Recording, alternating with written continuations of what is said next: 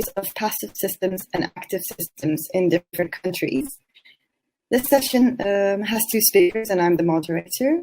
Our first speaker will be Yasemin Somuncu, and the second will be İlker Kahraman. The flow of the session will be that we will first have Ms. Somuncu present her presentation, and then Mr. Kahraman. And afterwards, so after both speakers, we will have the question and answer session, and then we will close. Both speakers have 30 minutes to speak. I will introduce both of them beforehand. So I will first start with Yasemin Somuncu, who is presenting today with the title of Energy Efficiency Implementation in Existing School Buildings in Northern Cyprus, in the northern part of Cyprus.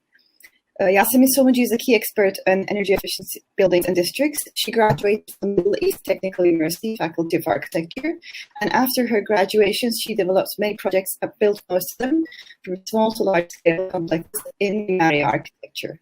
In 2002, she received her master's degree in environment and energy from the Architectural Association School of Architecture in London. Between 2012 and 2020, she carried out EU-supported Need for B, Bricker, and New Generation projects, as well as Next Gen projects supported by the Islamic Development Bank, and as a senior researcher at Özyeğin University's Energy, Environment and Economy Center. She's currently key expert in the Energy Efficiency in Schools project, funded by Europe Aid, to support the energy efficiency roadmap of Turkish community in Cyprus. She has many joint articles on the completed and ongoing projects and user manuals for the dissemination of the completed projects.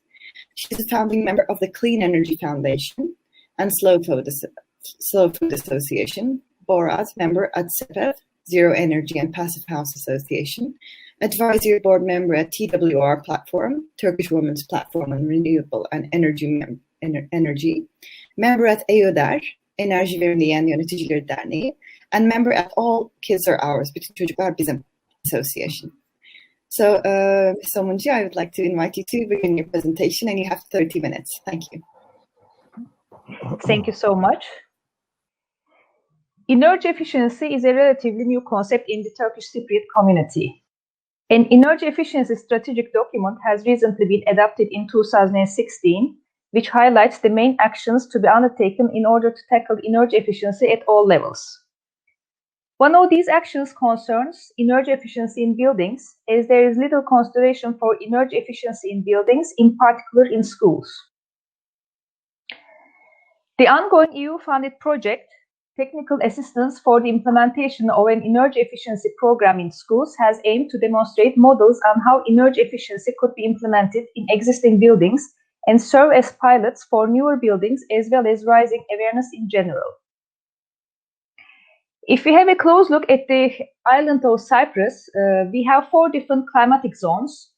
One is the coastal area, one is the lowland area, one is the semi-mountainous area, and one is the mountainous area.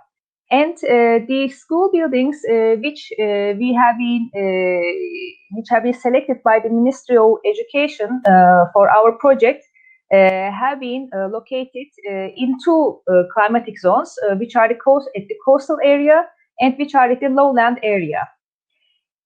If we go a bit in detail to the schools, we will see that we have 3 school campuses in Nicosia, which are in lowland area, namely Turkish Marif, Atatürk Vocational School, Şehit Ertuğrul Primary School. And I would like to mention too that each school is not consisting of 1 or 2 buildings. Because of the Mediterranean climate, the school buildings are usually 1 to 3 floors height, and they are spread out on the site. So you can see how many buildings we have been working on in each campus. We have 2 school campuses in Famagusta, which is at the coastal area, Dr. Fazıl Küçük Industrial Vocational High School, and Namık Kemal Lise. We have 1 school in İskele, namely Erenköy Lise.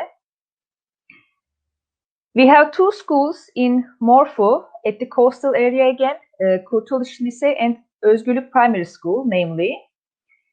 And 2 in Krinya, which is again at the coastal area, and namely Anafartalar Lise and Karaoğlanoğlu Primary School. During our works, we came across that the existing buildings drawings did not exist. So the European Union went out for a tender for building the as-built drawings of these schools, both for the architectural and for the electromechanical systems. And the local companies have done a exceptional work. They presented all the works on time, so we could continue with our works. And at the moment, these 10 school campuses have all their as-built drawings ready and for future works. So, if you look at the content of the project, during the preparation of the energy efficiency roadmap for Turkish Cypriot community, sustainable implementations are being adapted to the buildings with cultural heritage values, while vocational schools are included to the process, value-added local production is prioritized. And this, at the image at right-hand side, you will see the construction dates of the different buildings at the school campuses. So, actually, during our energy audits, we have been tackling with very many different parameters. So, we had school buildings constructed from 909 up to year 2000. So we had different architectural styles we have been working on, British colonial, Greek, and Turkish. I would like to go and give some examples of the different building elements of the school buildings. If you look at the roof types of the school buildings, we will see that there are different kinds of roofs which has been constructed and which have been used, like flat roofs, aluminium metal sheet roofs, or sandwich panel roofs.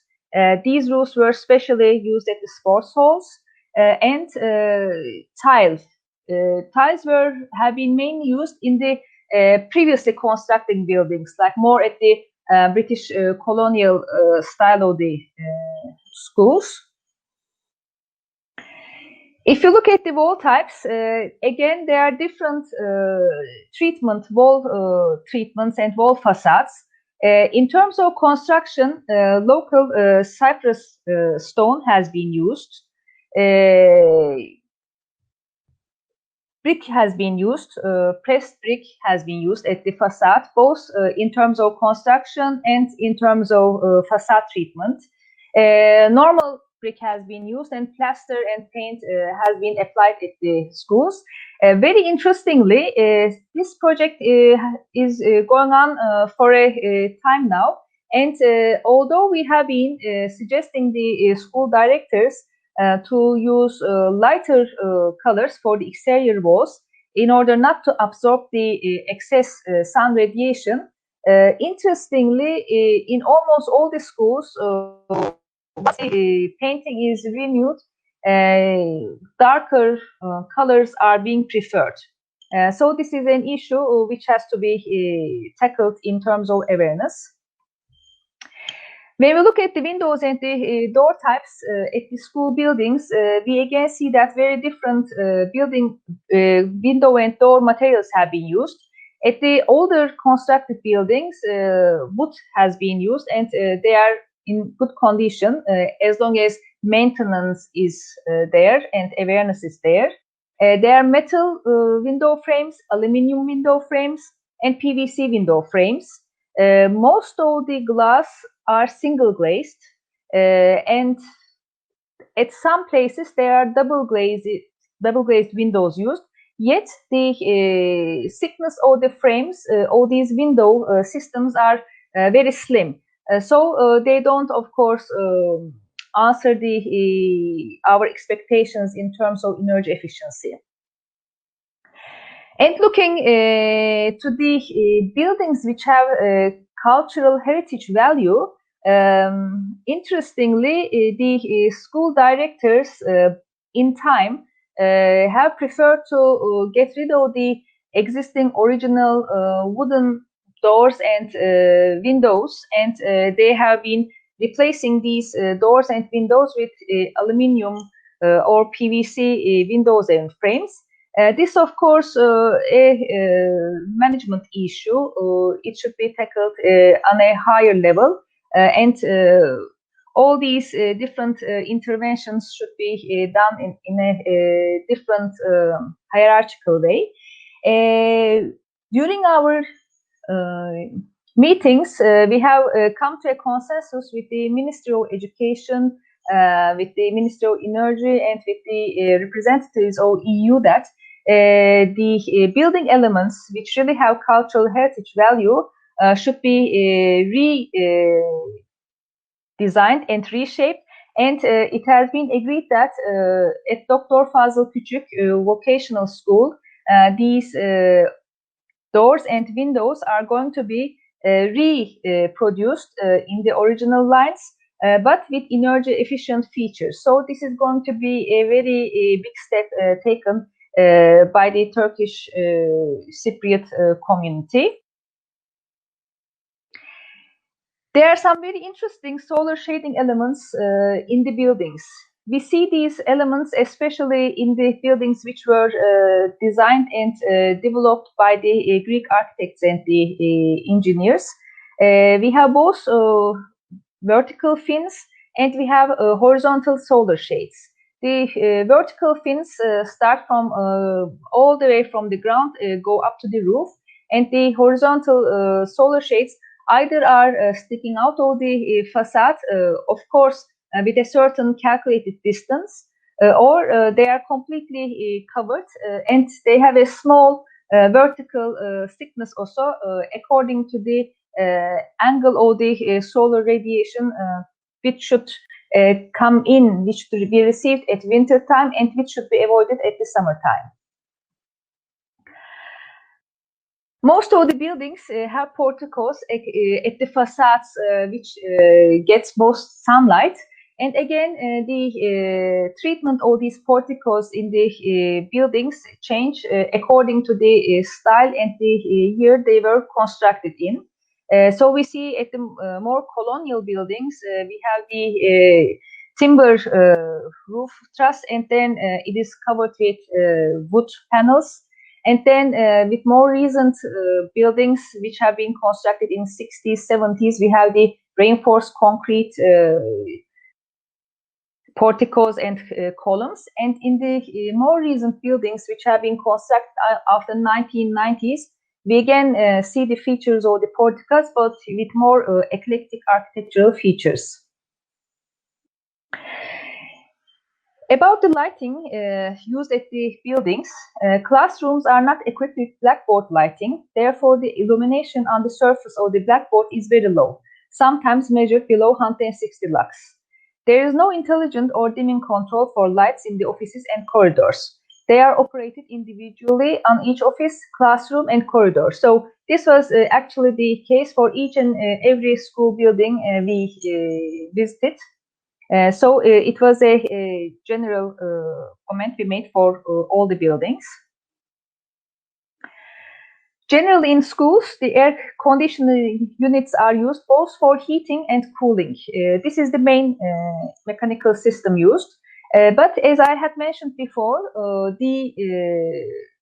how the implementation of the air conditioning units in the school buildings is also very much dependent on the school directors. So without really taking into consideration if the buildings have architectural heritage value or not, the contractors or subcontractors tend to place the exterior units in the shortest distance they find, either at the facade, on the masonry, just under the windows, or just at the roof. And cables are just going around the whole facade, as you can see. Solar water heaters are used because there's lots of sun radiation, of course, and this is a quite a comparably cheap system. So you can see it almost everywhere in the island. So after these very intense visits to the 51 school buildings, we have studied on different scenarios for the energy efficiency, and we came up with six different scenarios. Scenario 1 consisted of the passive energy efficiency measures, and these are insulation of the external walls, insulation of the roofs, replacement of the existing windows and doors with either aluminum or high quality PVC. Scenario 2 includes replacement of all lighting with the new LED efficient lighting. Scenario 3 includes all the dynamic energy efficiency measures, which means replacement of all air conditioners and installation of new demand controlled ventilation. Actually, this is an optional implementation, and the reason is it's not directly affecting the energy efficiency, but it's more corresponding to the internal comfort conditions. Scenario 4 includes no new solar collectors at the roofs. Scenario 5 includes all the 4 scenarios, doing a combination. And scenario 6 is one taking the issue one step ahead after implementing all the energy efficiency measures to install photovoltaic panels, so the requested energy is generated on site. So we have made a series of studies, and these studies have been on the different thicknesses of the insulation to be implemented on the walls and the roofs. So the first study was on the existing culture in northern Cyprus. So if and when there is an energy efficiency measurement taken in a building and insulation is implemented, usually maximum 5 centimeters of EPC is implemented at the walls, and maximum 10 centimeters of XPC is implemented at the roofs. When it comes to renovation, usually they do not use any insulation at roof yet.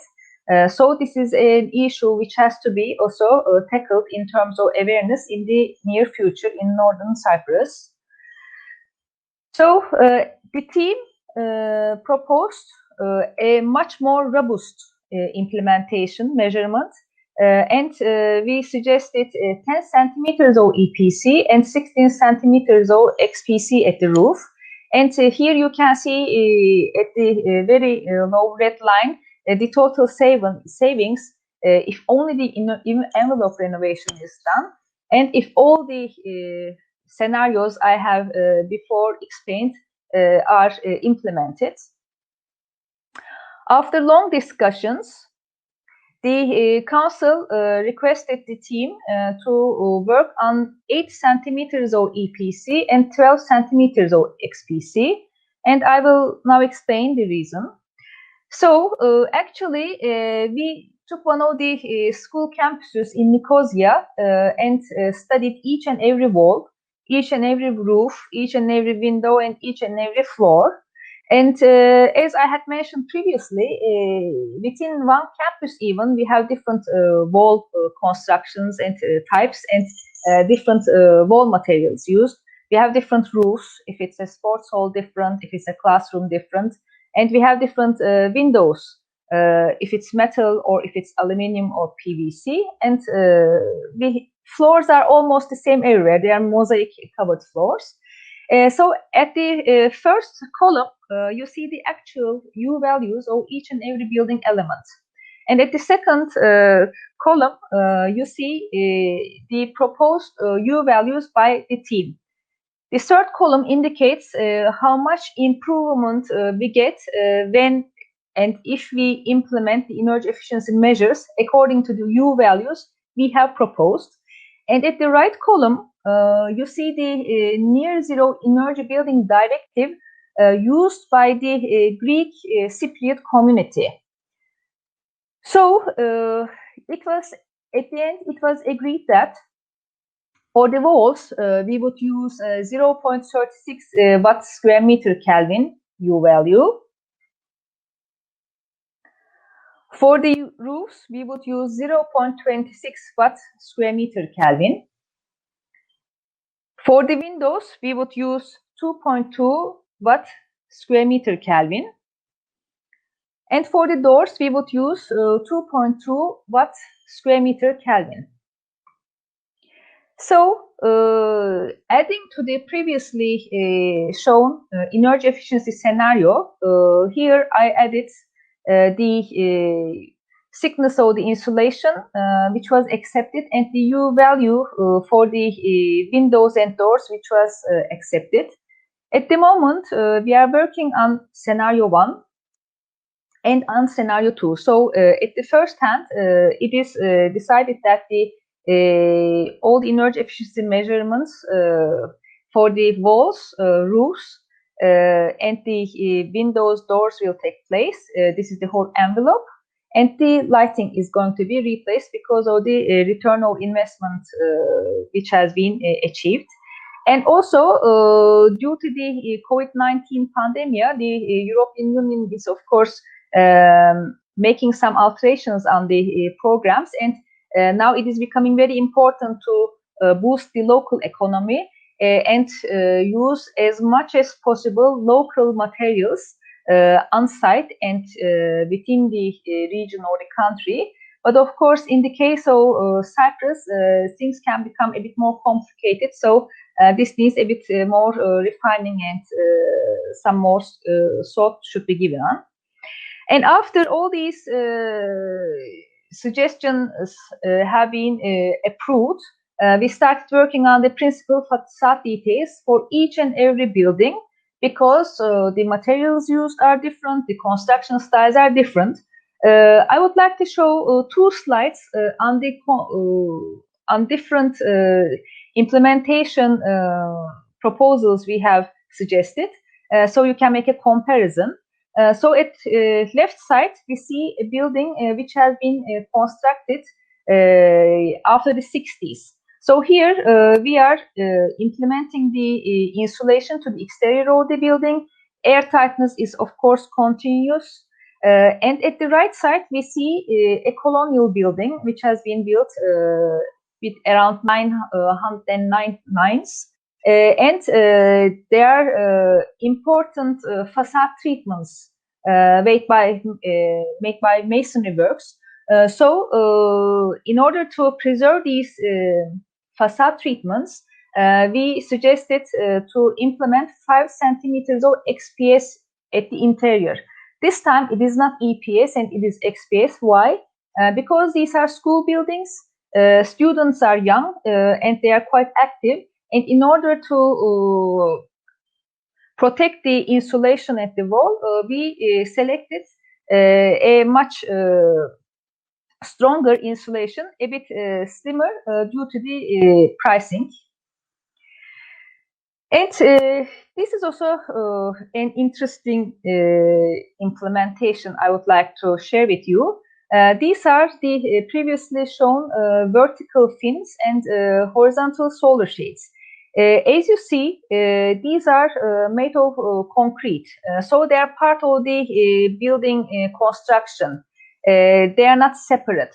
So when we can not only implement the insulation on the facade and leave these horizontal and vertical building elements separate and not insulate them, because they will create big thermal bridges. And in order to avoid that, we insulate these building elements too, but of course not with 8 centimeter or 5 centimeter insulation, but rather slim 2 centimeter of insulation.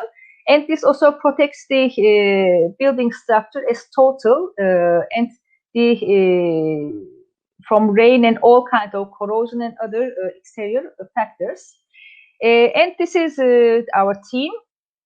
Mr. Alibero, our team leader, Mr. Petrit Krasnici, Key Expert 2, and myself as Key Expert 3.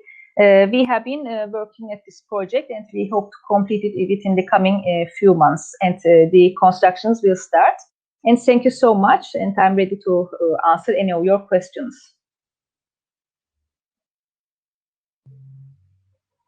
Much, Ms. Somuncu, who has presented us the project she's implementing as key expert in energy efficiency in schools, which is funded by EuropeAid to support the energy efficiency roadmap of the Turkish community in Cyprus. And it was very interesting to see how this is not just a technical solution, but also has to be very sensitive to social requirements, such as the children who are much more active, as he told us. So we will have the questions at the end of both sessions. And now we will move on to our second speaker and last for this session, Dr. İlker Kahraman, who will present his presentation titled Turkish Approach to Zero Energy Buildings. And I would like to introduce him also. He works on sustainable building approaches, sustainable living spaces, energy efficient design strategies, and life cycle and analysis approaches. He was one of the founders of EPD Turkey section, which is a branch office of the EPD International. In order to implement green building design criterion in Turkish construction market, Kahraman works in collaboration with the UNTP, the Ministry of Environment and Urbanism, commissions of Chamber of Architects, and he's also working as energy performance certificate expert trainer on behalf of the Ministry and the Chamber of Architects. He is still working in the architectural faculty of Yaşar University and teaching as a faculty member, and he's the head of the management committee of the Chamber of Architects Izmir branch.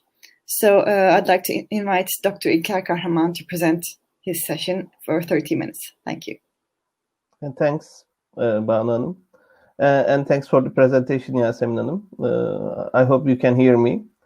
It was really interesting. Now I'm trying to share my screen. I have some questions, but probably I will have time to ask at the end of my session, if I understood right. I will be delighted to answer them as much as I can. Thanks, really.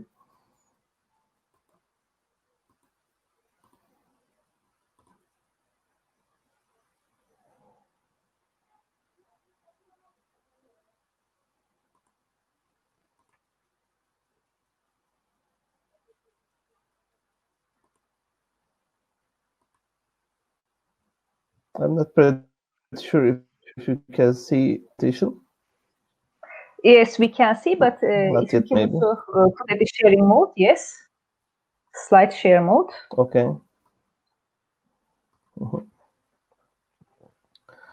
Perfect. Thanks again. Okay. I'm İlker Kahraman from Izmir. Greetings from Izmir.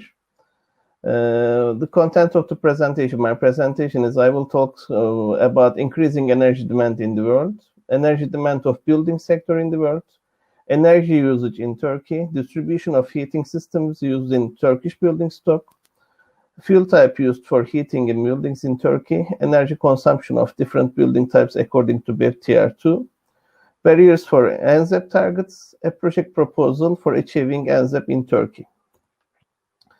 Actually, we all know that the energy demand is increasing rapidly year by year.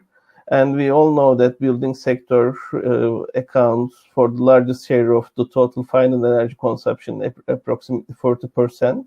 And also the building sector also produces 35% of all greenhouse gases.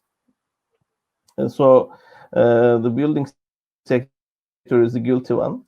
And let's have a look the energy consumption of buildings in different countries. As you see, we have a huge share of million ton equivalent of energy usage in different countries. And also residential and non-residential buildings are both guilty, and the share is approximately 40%, not in every country, but approximately 40%. As a balance. In years' time, of course, the energy usage for square meter has changed. During the 20th century, at the end of the 20th century, it was about 260 kilowatt per square meter per year. But till now, today, we are talking about plus energy buildings. So things are changing according to the needs, of course. And for those needs, we are using EPBD, for example, Energy Performance Buildings Directive, and also some demo projects are really helpful for achieving these goals. We are talking about NZEP, but let's define what is NZEP. In the Article 2 of EPBD, the NZEP is defined as a building that has a very high energy performance as determined in accordance with Annex 1 of the directive, which means that the nearly energy or very low amount of energy required should be covered to a very significant extent by energy from renewable sources, including energy from renewable sources produced on site or nearby. So I'm trying to explain what that means. We are trying to minimizing the energy demand by having highest energy saving and of course lowering the cost. So we need an optimum cost. Then we have to choose a technology, select the technology for the active systems and services. And also we need passive design strategies. And then with the contribution of the renewable energy, we are achieving NZEP. What's the situation in Turkey? Compared to the rest of the European Union average, Turkey has large share of new buildings. Moreover, according to Turkey's urban transformation strategy, at least 6 million houses are planned to be reconstructed, where 500,000 houses was reached in 2011 and another 500,000 houses each year until 2023. And also, there is a heavy reliance on expensive imported fossil-based fuels within Turkey. And another important aspect of Turkish building stock is having high number of old buildings in need of renovation due to rapid urbanization and increase in building density.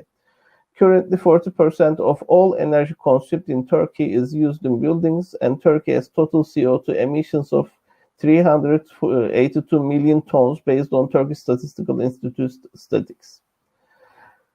And current regulations are applied to only 20% of the buildings in Turkey. A great number of new buildings in Turkey are energy inefficient compared to new buildings in the European Union, with 50% more energy requirements for heating. Under the National Energy Efficiency Action Plan that will be implemented in the period of 2017 and 2023, it is aimed to reduce the primary energy consumption of Turkey by 14% until 2023 throughout the 55 actions, which are defined in 6 categories, namely buildings and services, energy, transport, industry and technology, agriculture, and cross-cutting. It's also projected to achieve saving up to approximately 24 million ton equivalent cumulatively by 2023, for which means that we are going to invest approximately 11 billion United States dollars for the cumulative savings. And by 2033 will be 40 billion United States dollars at 2017 prices. And I want to show the situation in Turkey. So distribution of heating systems used in buildings. These are coming from Turkish Statistical Institute. We get the data throughout our project with the help of Ministry of Environment and Urbanism. So you see the years below, and we realize that we are using stoves, and those stoves are, of course, I will show in another slide, coals especially. Then within the year of 2007, we have started to use natural gas. And then natural gas started to become more efficient. But then, most probably because of the price of the natural gas, in some years, Turkish people decided to use coal again. And in 2017, a total of approximately 161 million square meter of building area has been constructed in 4 different climatic zones. Heating and cooling needs change in these zones, and this brings us the usage of different heating and cooling equipment in different fields. Natural gas stoves has been increased between 2002 and 2017 as a result of natural gas policy of the government. And in 2002, most residential buildings were using regular stoves using coal. In 15 years since that time, habits have changed, which caused a big difference in CO2 emissions. And this is the fuel type. We used to use coal, solid fuel. Then the things have changed, and now we are more used to use natural gas because of the policy. in years' time. And now I want to show what's the case for Turkish buildings. So we have different types of buildings in Turkey, but we don't have the data yet on our hands. What's the demand? What we are consuming in all these different types? What we have collected from the governmental application BEPTR2. In different building types, we have calculated the average energy consumption of each building type according to BEPTR. And the results which are shown here, well, not that bad.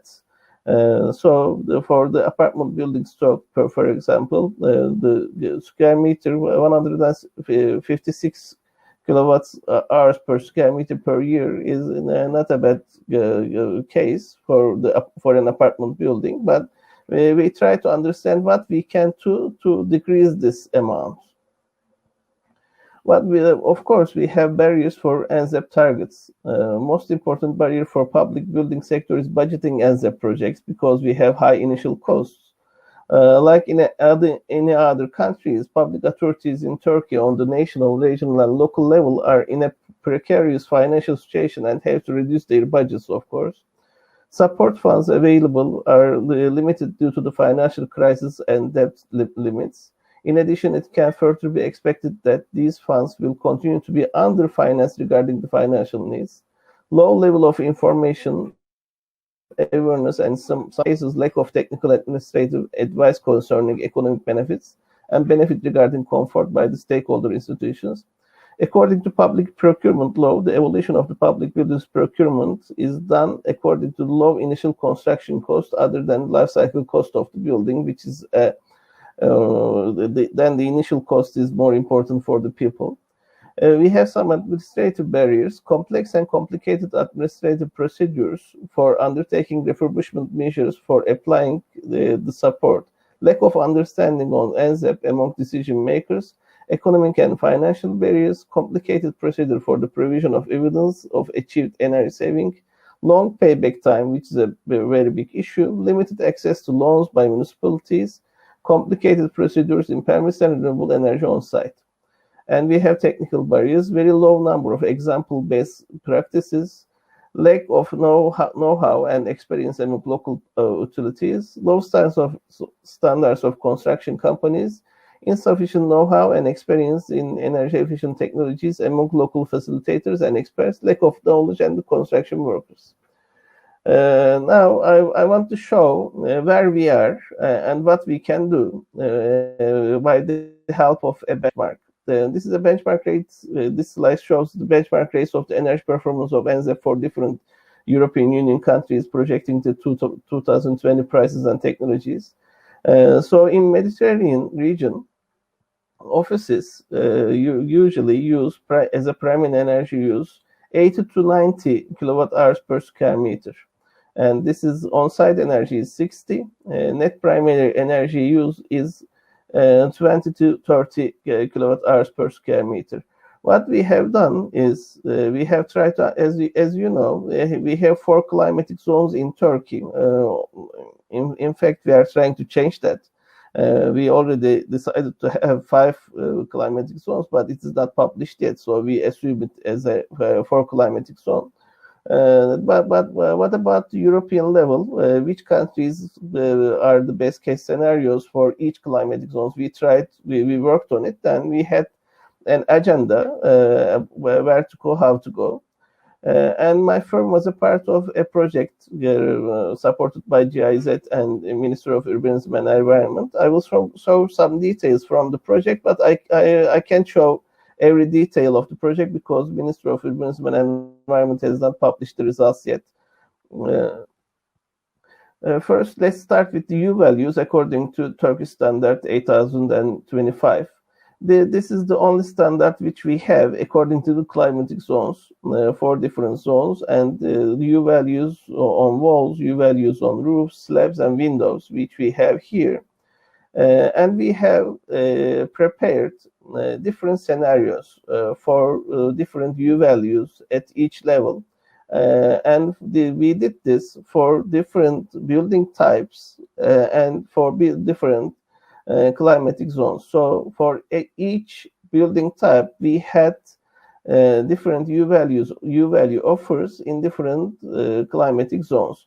We worked on them by also taking into consideration the initial cost and life cycle cost of the mechanical equipment which we are going to use for achieving these goals. According to that, we have decided some scenarios.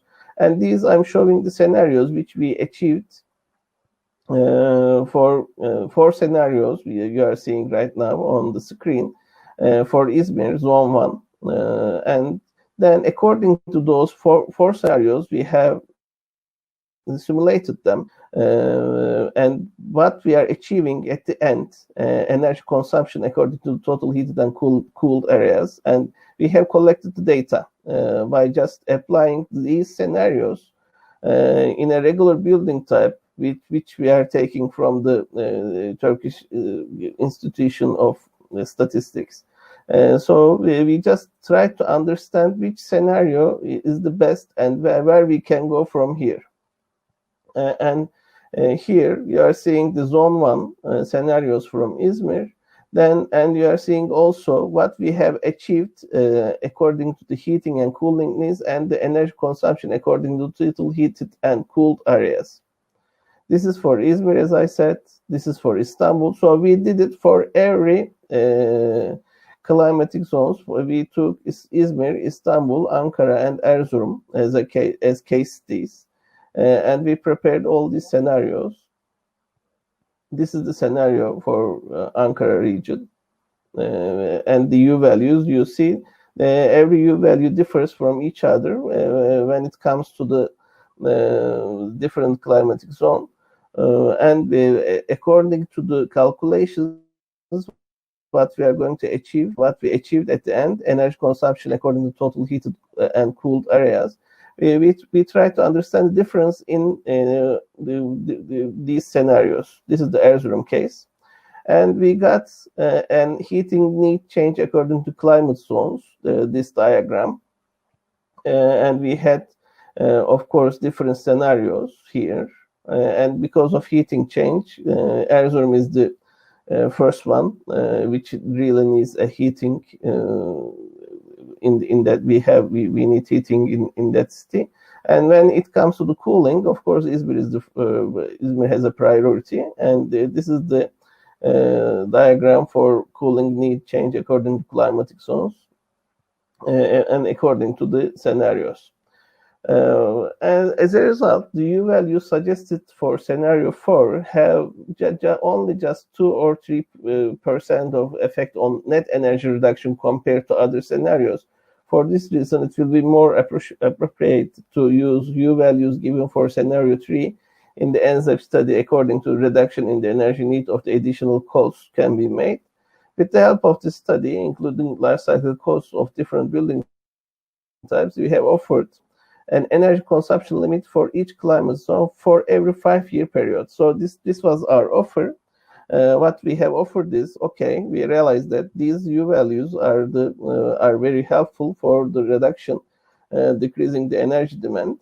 If it is going to be a rule for the governmental rule for the buildings, but this offer is now the Ministry of Urbanism is checking if it is the results will be very helpful for them, or if they want to change the limits before publishing it. This is all what I want to show, what I can show actually. But I will be very happy if any questions will occur and I can answer the questions. Then maybe it can be more clear for you. Thanks for listening.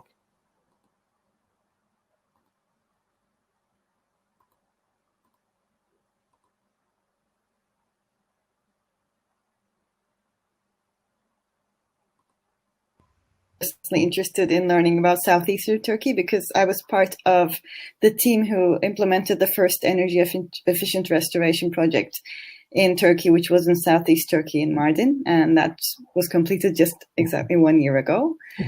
And that is another area where we require more cooling than heating in terms of energy efficiency requirements and technologies. Now, we have time for questions and answers, and maybe we can start with both our speakers. I'm sure they have questions for each other. I have one for Yasemin. Just curious about for Cyprus. It's a hot place. Yes. Were there any dormitories in those schools? So those schools were empty during the night, right? The usage was only during daytime. Actually, it is very interesting.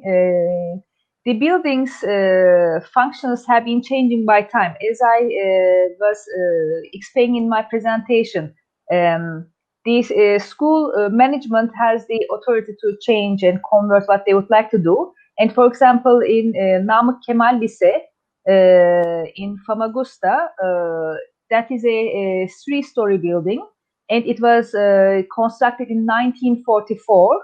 The upper floor was used as dormitory, and the lower floors were used as classrooms. The plans, the layouts are completely the same.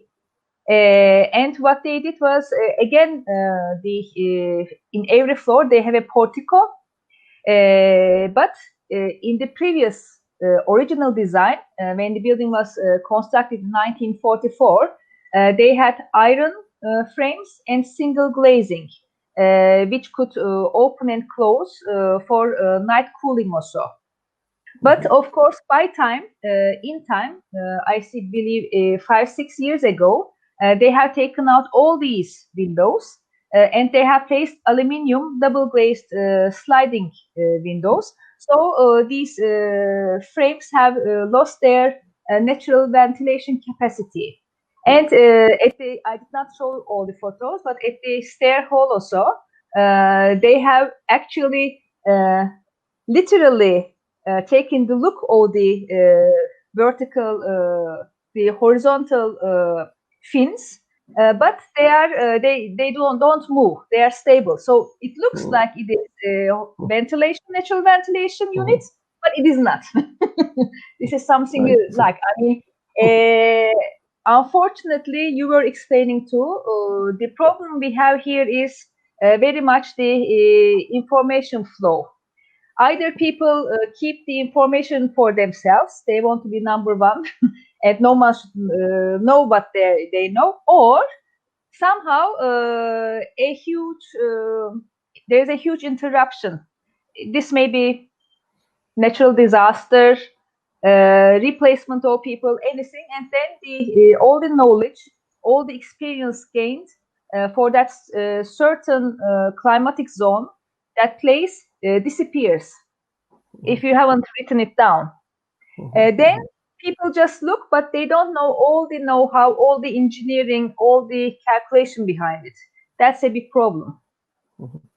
I was curious because the insulation 10 centimeter thick is really good for during the daytime, but when it is nighttime, the difference, if those ventilation areas were there, it's not a big deal, but during the nighttime, then the difference, heat difference between interior and outdoor space, because of that and because of the insulation, it will be maybe it can be a problem for the people who are using the dormitory. I was curious about that. Just thanks for the answer.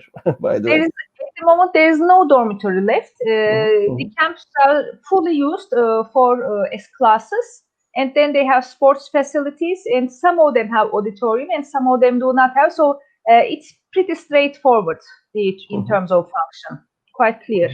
And you are totally right, as you say. But there, it would be interesting to have a natural ventilation, controlled ventilation, like at the fans or night ventilation systems could easily be integrated, and it would be quite, return of investment would be quite good also.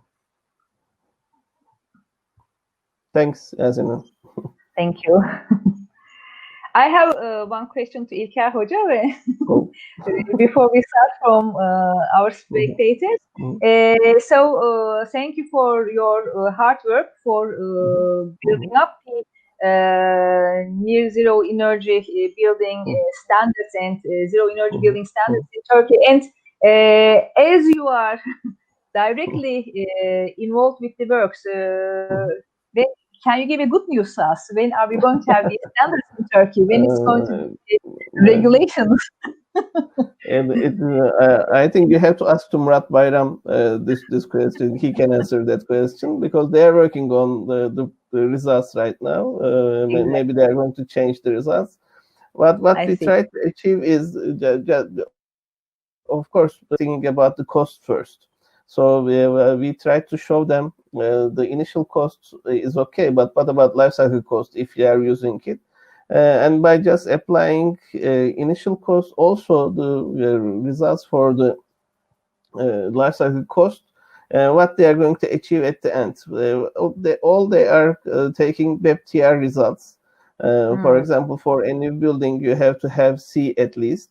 But nowadays, because of the governmental rule, they have to have those BEPTR results, and it is written which materials they are using there. The idea was taking those materials and checking them and changing those materials with this if by just fixing the costs, but changing the materials. What we can achieve? Can we achieve a better result? Then we can say that okay. You are using these materials, but what about using those? Because you are going to achieve more energy efficient building. But it takes time, of course. Now the shortcut is achieving U values for different building types and for different climatic zones. Then asking people to use those U values, not the U values coming from the Turkish standard 825. But of course, within this crisis which we are facing right now in the construction sector, it will be hard for them to decide to move forward because now the construction sector is not moving real good. I think they will wait for a while. This is what I think, but we will see their decision soon, I guess, hopefully. Most probably, but the end users are going to push the issue because actually within this week when we have this forum going on, actually in the evening when I closed down my computer and I was looking at the news, I saw the price increase in the natural gas and electricity. So the end users will push this, I believe, now. I mean, yeah. But it is unfortunate. Everything is coming to the cost in your pocket, the money in your pocket. So we have to think about it. What we are doing has to help them to gain money or at least not to lose money. Exactly. We have to put our projects on it. Then it will be more realistic, probably. So you're right. The people will demand those solutions from us and from the ministry, probably. If you allow me, I also have one question about both your impressions on the process of transforming a building to become energy efficient, to retrofit it. So a building may be energy efficient after you finish the implementation, but even the process has to be energy efficient, meaning you should source nationally made materials as much as you can. If you're going to import things from China and Germany, that isn't as green because you have a huge carbon footprint.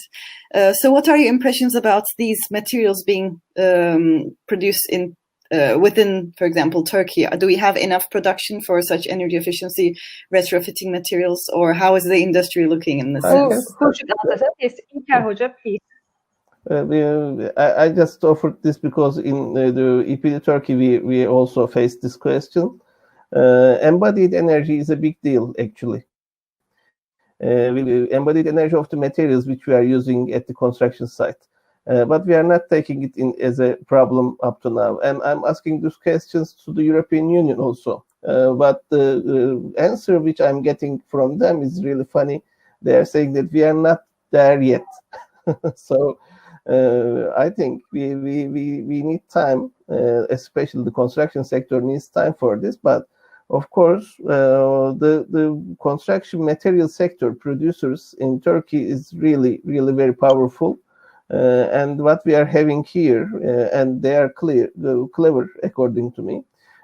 So what we can do by the help of these organizations and the experts we have, and we have really very talented experts according to me, we can come together and arrange that embodied energy and embodied carbon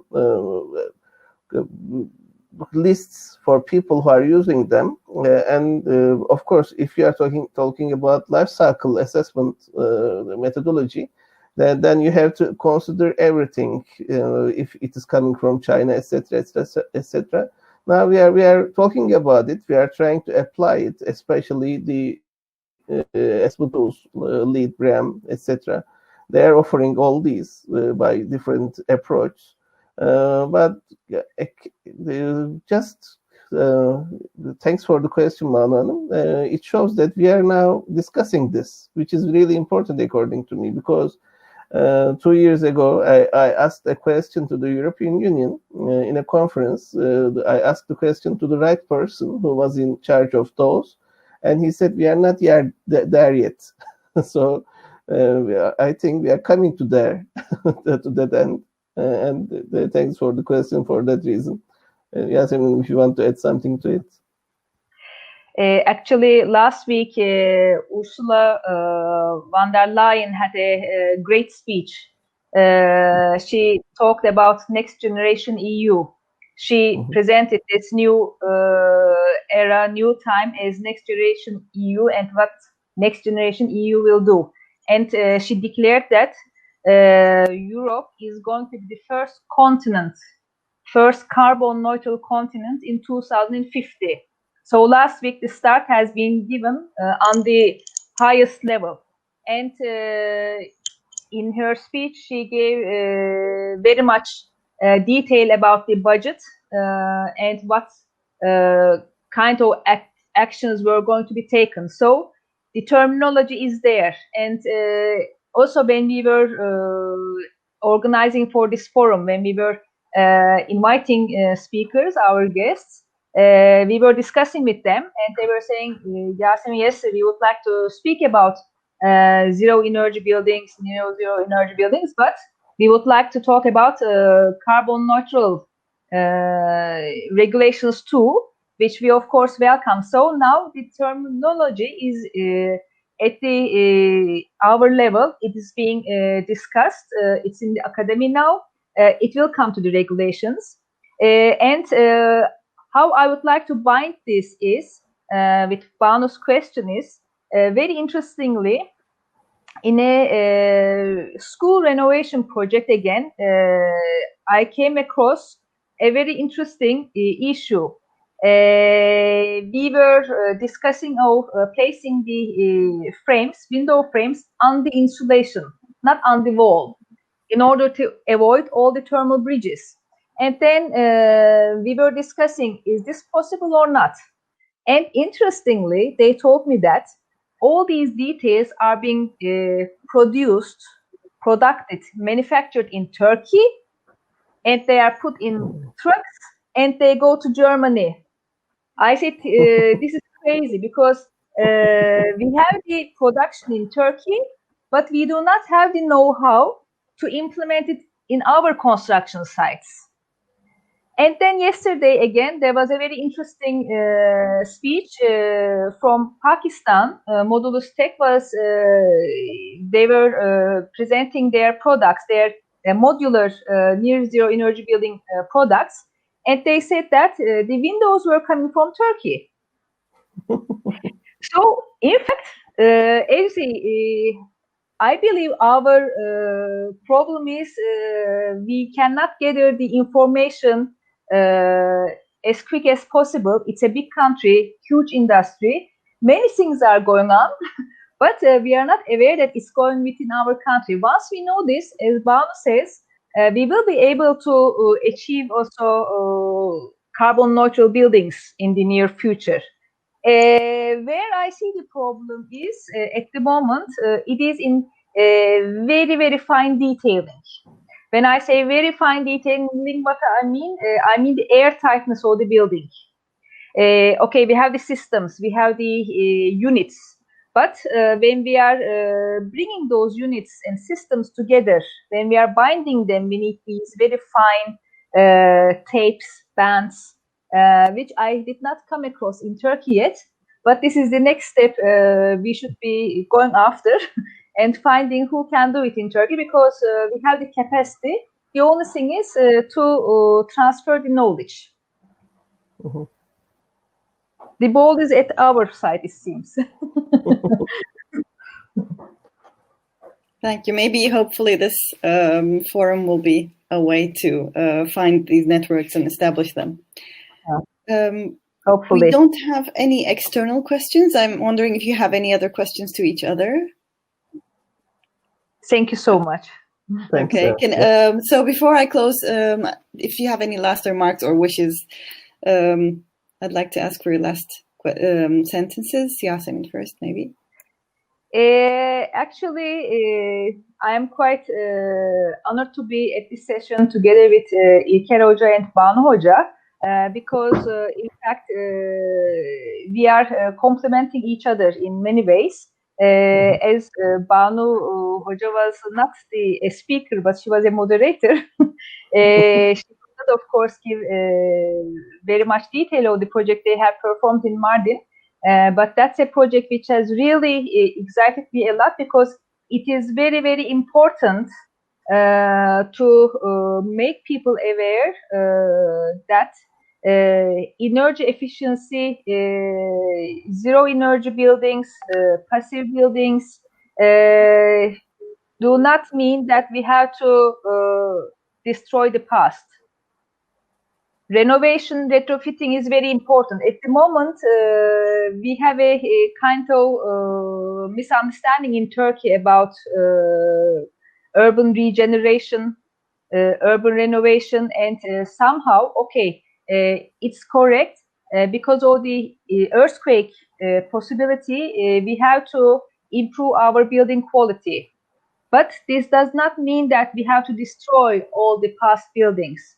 We have to take it a bit easy. We have to calm down, and we have to use the expertise and know-how, and we have to let people understand that yes, we can construct new buildings, we can renovate, and we can restore. And this is possible to achieve the targeted U values and the targeted carbon neutral systems and circular economy, whatever comes out. So I think this is important, because we live on a land which is very precious, and our ancestors has left us so much cultural heritage we have to protect and we have to respect. This is my last word. Thank you so much. And Banu Hanım, after Yasemin Hanım's this nice speech, I can't say anything. In fact, whatever she says is true. Actually, but what I can say is the examples which we need examples, more examples. Then yeah. Of course there will be people who is going to follow us. And the climate change is forcing us to that direction. I don't think that's a good opportunity, but at least it shows the way where we have to go.